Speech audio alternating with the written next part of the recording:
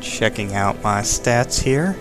Still somewhat low level, but of course the level kind of doesn't really make a lot of sense when you're doing this. This would be a fairly normal level if we were making fairly normal progression, I suppose, down in the depths. But not necessarily normal for what we were actually intending to do. More levels would definitely help, but I've been trying to avoid excessive grinding, at least for now. Our next goal, at long last, will be to actually ring one of the Bells of Awakening. But it wouldn't be much fun to do the gargoyles first, even though it would only take a few minutes to get to them. Instead, we'll go down to Blighttown and fight Quelaag. There's several reasons I want to do this. One is it's just kind of fun to ring the bells out of order, and it wouldn't really be a sequence break if we were to do them in the expected order. The other thing that's fun is there's something down there that I want. People familiar with the game are probably already familiar what it is.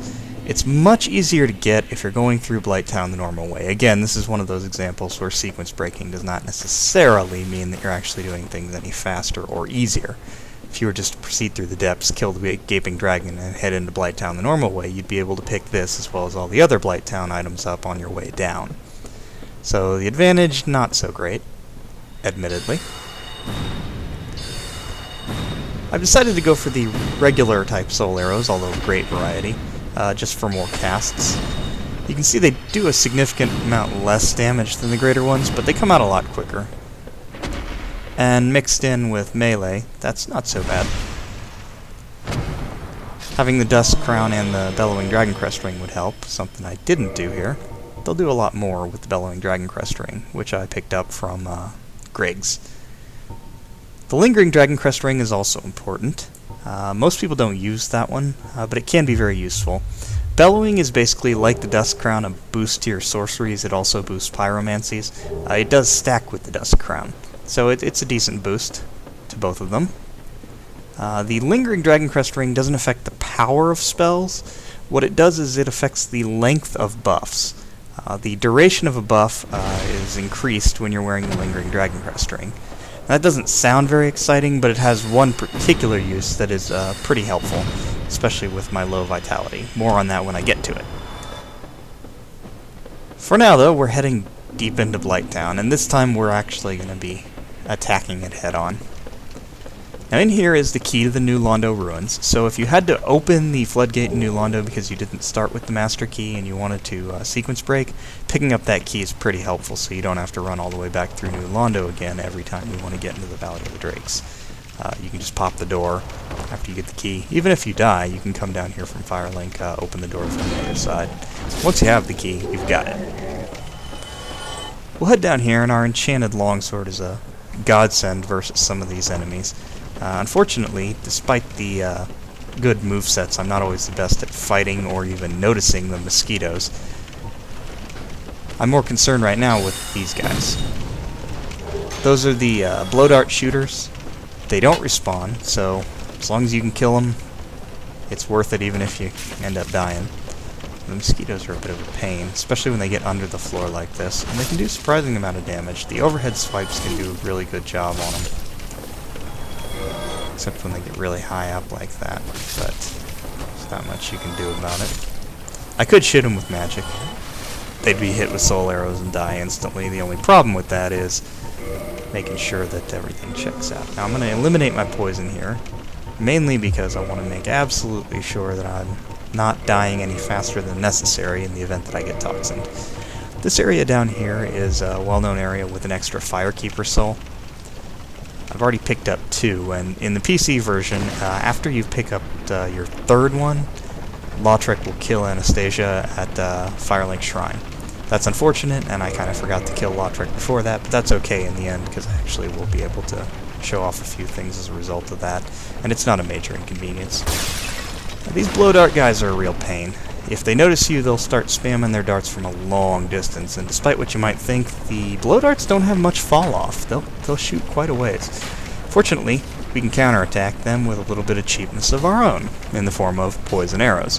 It only takes 2 to get them poisoned. You'd think they'd be more poison resistant than that, and they don't have much health. In fact, if I hit them with 2 large arrows, they might very well die anyway themselves. These guys can be very inconvenient to deal with. It can be a little difficult to hit them. The irony, though, is that by shooting that wall back there, I actually accidentally attracted his attention, which turned him around. As a result, he doesn't notice me when I creep up here. However, he is fast enough to get one dart off. So, it's important to dodge to the side here. That's another one down. They used to just drop moss clumps, now they're auto-loot items. I'm not sure why they did that exactly. Sometimes they'll drop blooming purple moss clumps to cure the toxin, but don't count on it.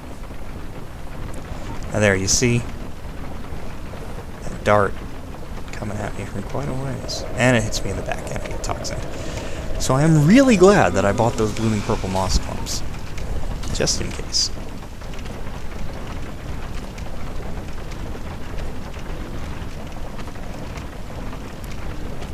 And now he is dead. There's only one more. It's probably the hardest of them to get.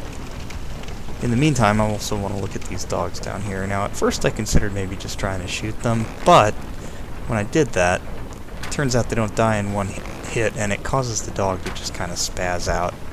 They know where you are, and they'll run over towards you. They just can't get at you from here, so they'll just run around in circles for a while and eventually go back to their spawn. So instead, let's try a little sorcery. Now that works a lot better. Killing the dogs before you jump down there just spares you the trouble of getting mauled by them when they gang up on you. There's the final guy. Don't know if I'll be able to angle shoot him. It might be better to just rush him or shoot him with a soul arrow. Give it a try though. Clear that out. Shoot the wall, see if that attracts his attention. It does not. So let's get the spider shield, because the spider shield has the interesting property of blocking 100% of toxin or poison damage that it blocks. So those poison darts won't work, but unfortunately our cast time is just long enough that we get toxined again. That should be the last time though, and we still have an extra blooming purple, so we should be alright. There is one more guy, possibly, maybe two, who will be in our way on the way back up in Blighttown. But we have the one blooming purple moss clump, so that should preserve us. Clear out more dogs, pick up more souls, and grab that Firekeeper soul.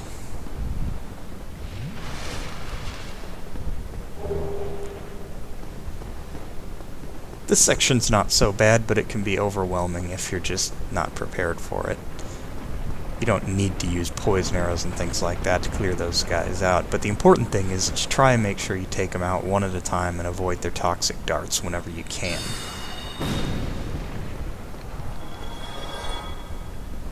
Fortunately, a lot of things in Blighttown don't seem to have very good sight radius in the dark. You can actually see and lock onto some of them before they see and lock onto you.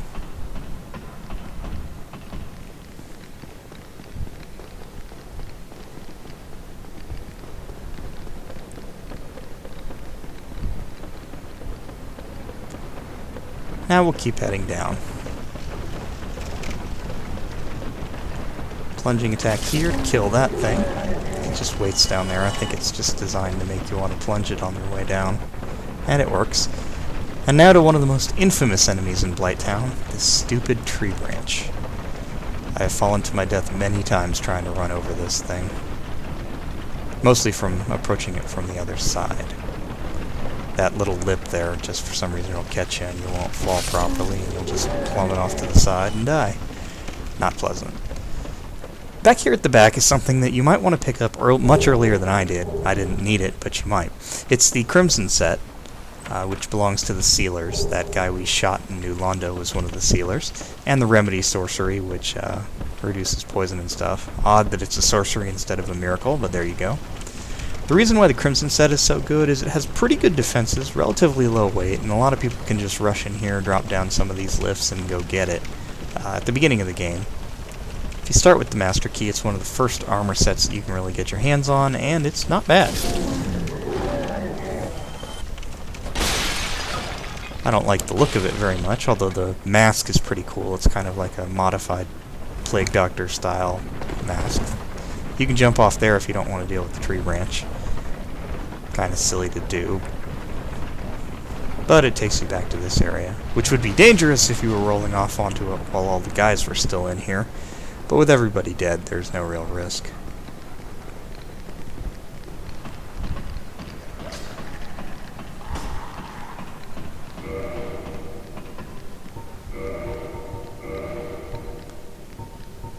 You can see the significant increase in defenses, including some curse resist, which isn't bad on the Crimson set. I just don't really care for that color.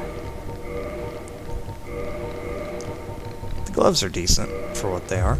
They're very low weight, so if nothing else, you might consider using those. They're decent defense for incredibly low weight, even lower than a lot of the starting leather armors and things like that. I think only the starting cleric gloves are lighter, though they don't really provide much defense either.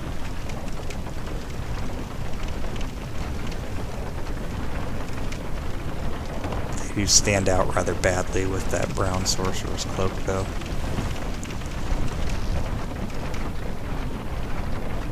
Wouldn't be the first time my outfit's been complained about. There's a particular look I do like with the sorcerer's cloak, but I don't have the armor parts for it yet. I will get them. But for now.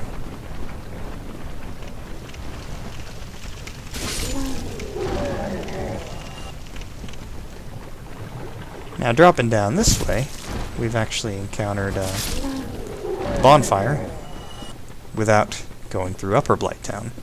And that's fairly commonplace for people who are sequence breaking, even if you're just doing the very minor sequence breaking of going into Blighttown first, just to pick up all those nice souls that are down here in the swamp and that sort of thing, and the Crimson set and some of the weapons. You might come down here, get the Ito. All nice choices. Even if you're not going to kill Quelaag, it can be very profitable to come down here at the start of the game. One of the reasons why people take the Master Key. So that bonfire can be good. Just bear in mind that once you've saved down here in Blighttown, you are going to have to go back up through that elevator. But once the toxic Flamekeeper soul area is cleared out, it's not quite so bad. Still working on intelligence. My goal is to get it up to 32 by the time that we're actually going to need it. Once we've actually rang both bells, we'll be very close to getting even more powerful than we ever had before. Which, honestly, sorcery is not that powerful until you've met Big Hat Logan in Sen's Fortress. So it can behoove you to ring the bells instead of messing around fighting other bosses. I mostly do it for fun. But, in truth, it's probably better to just wait. Logan's spells are considerably stronger for someone who's got an intelligence build. And once you can get to the second half of the game, not only can you get around a little easier, you can also acquire even more powerful spells, depending on your choice of area. There's really only one choice for a sorcery build for the first area to go in the second half of the game. It should be fairly obvious if you played the game before, but if you haven't, you'll probably know it when they talk about it or when you see it. Mosquitoes no longer permanently respawn, which was incredibly annoying, but they still respawn enough. It can be quite difficult to deal with them.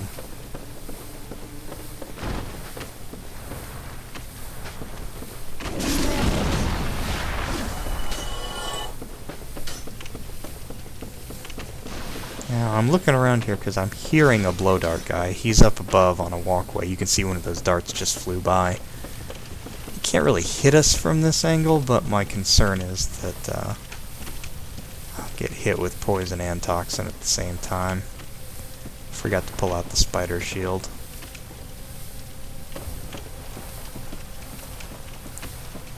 Though it wouldn't help me if I were getting hit from the back and from an angle. He's actually back there a bit. We've got the lip of this thing to protect us, but it doesn't end up helping. So we will just rush him. He can't toxin us more than we already are. And shoot him down. That should handle that. Really glad I bought those clumps. Should have brought more.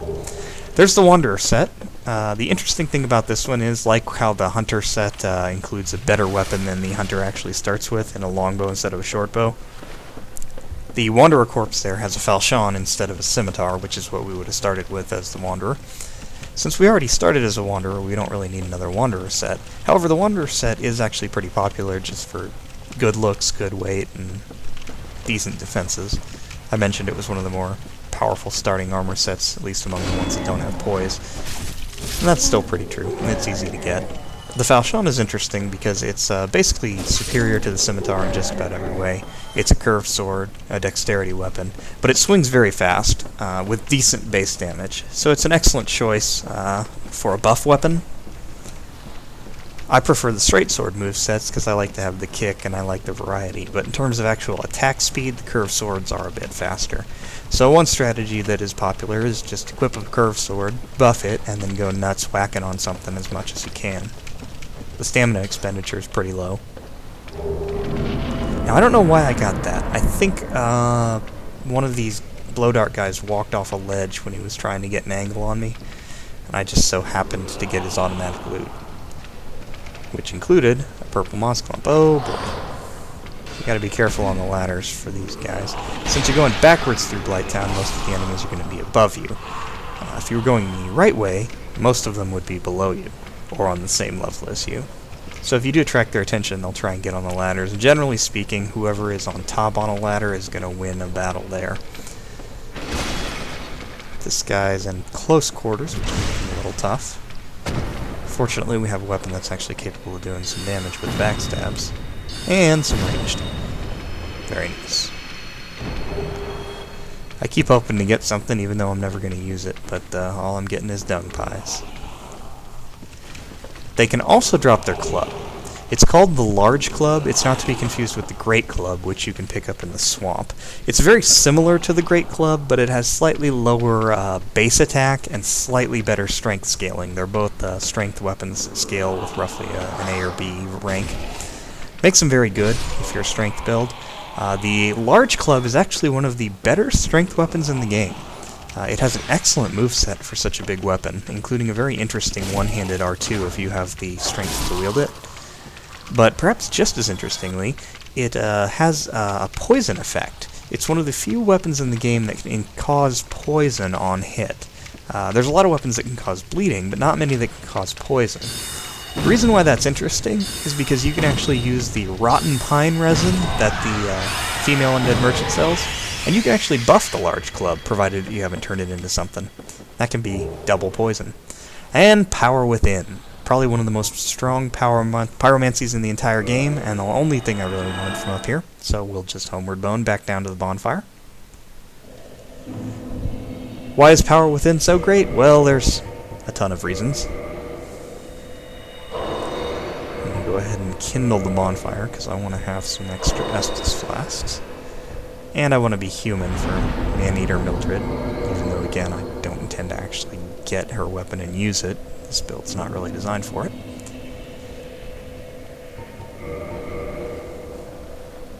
If you're going to kindle a bonfire down here, this is the one.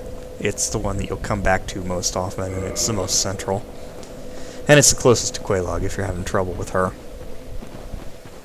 Mildred spawns out here, not by this column that I'm running up to, but by the next one.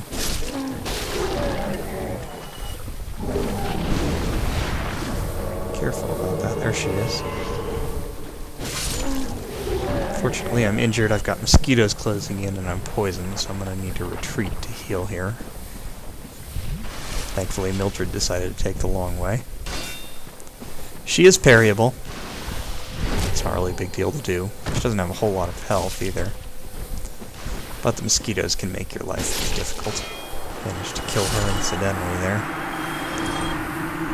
And you can pick up some humanity and her stuff, which mostly includes the butcher knife, which is an okay weapon. Resting at the bonfire will clear most of your status conditions. There is a noteworthy exception, although it's not really a status condition. And that noteworthy exception is Power Within. Power Within is basically a buff. The interesting thing about Power Within is it's a huge buff. It gives a 40% damage increase to basically anything you do. That includes melee attacks. That includes shooting things with a bow, includes pyromancy, sorceries, miracles. It basically buffs everything. It also has the lesser known, but still pretty neat effect of boosting your stamina regeneration. It's really one of the best buffs in the game, but it comes with a significant downside. When it's cast, and for as long as it's active, it drains your health. At a fairly steady rate. It's not unmanageable, but it's something that requires attention and means that you can't get hit too often. Still, even despite that trade-off, it's one of the best buffs in the game. Now, before the PC version, there was a way to limit the damage that Power Within would do to you by using a low-level Pyromancy Flame, because for whatever reason, the self-damage that you were taking would be tied to the Pyromancy Flame's level. On the PC, that's been fixed and adjusted a bit. It now doesn't depend on the level of your Pyromancy Flame. So, as you'll be able to see, I have a busted up one here, but boosted up one, not busted up. And I'll get another one here after Quelaag, and they're pretty much the same on the PC version. That wouldn't be true on the consoles. So we're going to equip the Bellowing and Lingering Dragoncrest Rings. The Bellowing is to boost our sorcery along with the Dust Crown. The Lingering is to make Power Within last longer. Now, Power Within's duration cannot be interrupted unless you die, so you might wonder why you want it to be longer. Well, one is that you get more time with it. Two is that the health drain is actually calculated over the entire duration of the buff. So if you use Power Within with the Lingering Dragoncrest Ring on, not only does it last longer, it drains your health slightly less. That can be useful. Now, you have Man-Eater Mildred's Sign here if you manage to defeat her Phantom. I'm not going to bother with that, though, because Quelaag's health would go up with Mildred summoned, and I don't think she's going to be all that useful. Instead, I'll slap on Power Within, drink up, because I'm going to start losing health there, and enter Quelaag's room. With respect to the fight against Quelaag, I'm going to be doing it with just sorcery. Yeah, we're a sorcerer, so it's about time we actually used it. I don't really recommend this. Her attacks are very easy to avoid if you just kind of stay close to her, get in her armpit. She won't spit as much lava, she's a lot easier to fight. And you don't have to worry about her hitting you with her flame sword, which is difficult to block simply because it's made mostly fire damage. In fact, most of her worst attacks, other than the magic explosion, are considerably easier to deal with if you're not close to her. The Great Heavy Soul Arrow, though, is, as you can see, doing a hell of a lot of damage to her. Her lowest weakness is lightning, but magic is pretty close. She has high defenses all around, though, so this is doing quite a bit of damage all told. And it only takes a grand total of 6 to take her down. And Great Heavy Soul Arrow isn't even as strong as sorcery. It's just the strongest one we've got access to at the moment. So all we really had to do was kind of kite her around her room, shoot her in the face when we had the opportunity, and deal with her that way. Again, I don't recommend this. I made it look too hard.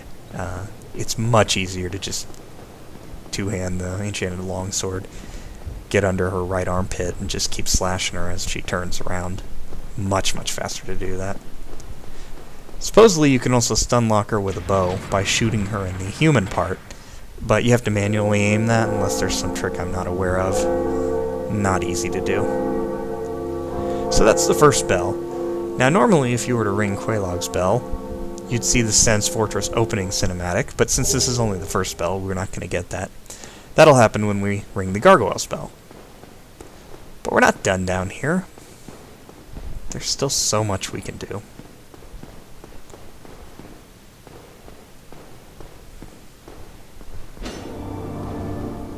We'll go through an invisible wall. It's fairly commonplace. You'll usually see a message that says something about it. To the Chaos Covenant. We just tell this guy that we're the new servant, and he'll let us in to use the bonfire, and talk to the Fair Lady, who's the Covenant Keeper for the Chaos Covenant. Since I'm not in a Covenant because I was kicked out of the Forest Hunters, I can go ahead and join this one. I don't intend to stay in it, but you can get a nice pyromancy just for joining, so there's no real reason not to do it. I'll also repair my stuff. Repair is just so cheap, I don't even know why it really matters. There aren't a whole lot of things that can break your stuff anyway. We'll also use those souls from Quelaag to boost our intelligence a bit more. Like I said, 32 is the goal. Once I've got that, I'll start on a few other things.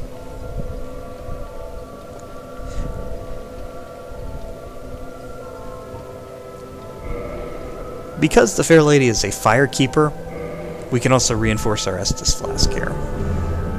Since Anastasia will be dead, and the other fire keepers are in locations that I can't really get to easily, we can go ahead and reinforce now. It's helpful not to forget. It's especially true if you're getting it on the way down in here, if you're sequence breaking, since you'll be passing by that area anyway. Now we're going to take the Dust Crown off. Sweet liberation. Not because we're worried about any danger from magic damage, but because of something we need to do in the next area. Actually, I think we could probably just leave it on, but it's more helpful to do it this way. Passing through this area takes us into the Demon Ruins. This is an area that's really supposed to be gotten to later, after you've visited Anor Londo. It's a really cool area. There's a lot to see in here. Unfortunately, most of those areas are not accessible, but they sure look cool. That dome, that rocky dome in the distance, that's Izalith, one of the much later areas. But we're not here for any of that right now. We're here for these guys. Most of these egg guys just worship. They just sit there and they won't do anything unless attacked. What we're going to do is let these guys attack us, and this is going to take a while. We want them to use their grab attack, or the attack where the worm pops out of them and hits us. We're going to heal as much as we can and just kind of roll with that.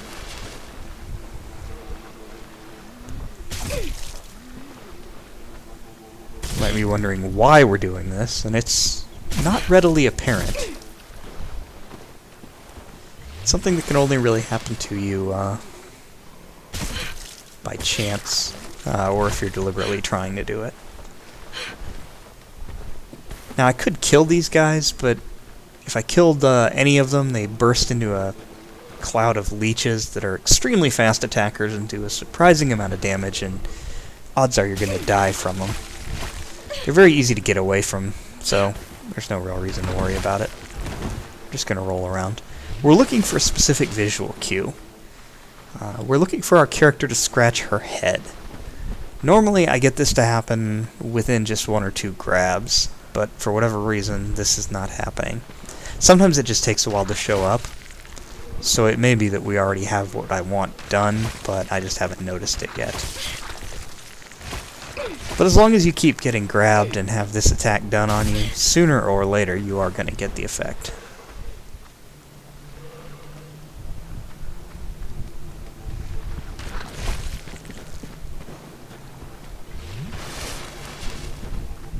I'm not sure if it matters if they kill you. You could still get the infection that we're looking for, even without it. I'm not sure if it persists through death, but I think it does. We just have to actually get it, because I don't want to run back here.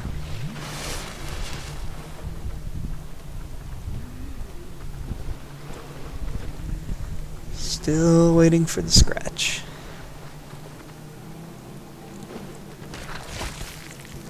There it is. We don't need these guys anymore. All we need is to get our character to be scratching her head, because once that happens, it means we've been infected by those egg guys. Now, why would we want to get infected by those egg guys? The main reason is that if you talk to Engi, the egg guy, in the Chaos Covenant, once you've reached the first stage of the egg infection, which I think you'll be aware of what that stage is once we see it, he'll sell you some new pyromancies, and he'll give you a new pyromancy flame, so you can get up to 2 at once, which is neat. To do that, we're going to have to wait for the infection to actually happen. Our character will scratch her head periodically. It becomes more frequent as the infection continues, and we'll just have to speed this up considerably because it took about 10 minutes of waiting. So you can see scratch animation. It's kind of easy to overlook, but this is not an idle animation that your character would normally have. So it's relatively apparent, if you're perceptive, that something has happened to your character, but you probably don't know what it is, and you might just continue on as if nothing had happened, which would mean you would be in for a nasty surprise, so to speak, once you actually have it happen. At some point, the character will freak out, and an egg will grow on your head. And that's it. If you're unarmed, I believe it changes your R2 attack to pop a worm out of the egg to attack people. I think it has to grow a few more stages, though. It'll grow over time. The infection is not really very useful. Wearing a hat or a helmet is much more important, but it's funny. And more importantly, it lets us talk to Engi and turn him into a pyromancy vendor, so to speak. Well, now, you're just like me.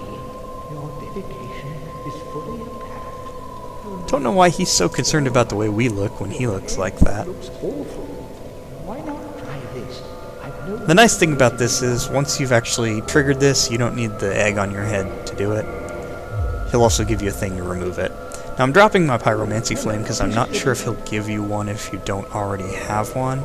But yeah, you can see the poison toxic mist still sell now. And he'll also offer to give us a flame if we say yes, which of course we would. So now we have two.